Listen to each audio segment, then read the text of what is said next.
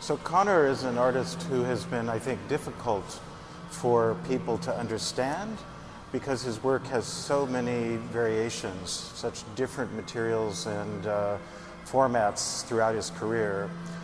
And it begins really in 1958 when he makes his first film called A Movie. It's also when he began making his first sculptures, which we call assemblages, out of found materials found in the street and shops, and then worked on in his studio. But there are these breaks. In 1964, he stopped making the sculptures.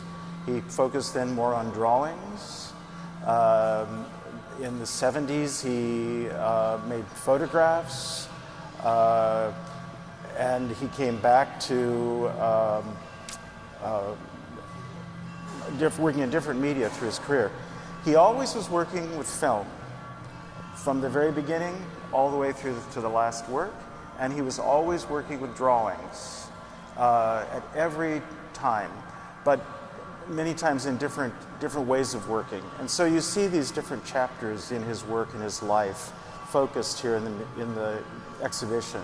And I think it's the first time people have had a chance to really see the entirety of Connor's career. So Bruce always wanted to be part of the time that he lived in, but he always wanted to be apart from it. So there's always this contradiction, and I think that is also at the heart of his work, that he both loved discipline, but he loved openness, and he was constantly, as Rudolph said, experimenting. But he was in tune with the times. So in the 50s in California, what we call the beatnik movement was very, very, very strong in San Francisco. And he was of the spirit, but he again maintained his independence.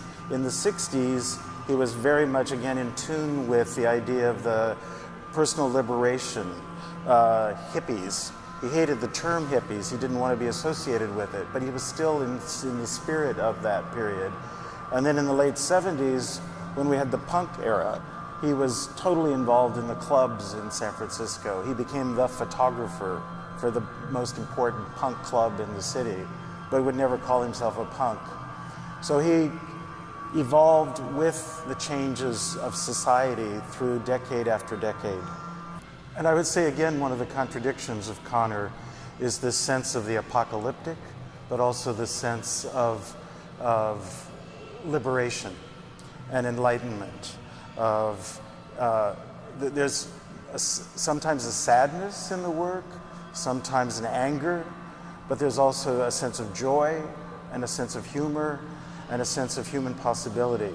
So he was able to embrace, again, contradictions and live them simultaneously and build those things into his work so that any work has many, many facets to it.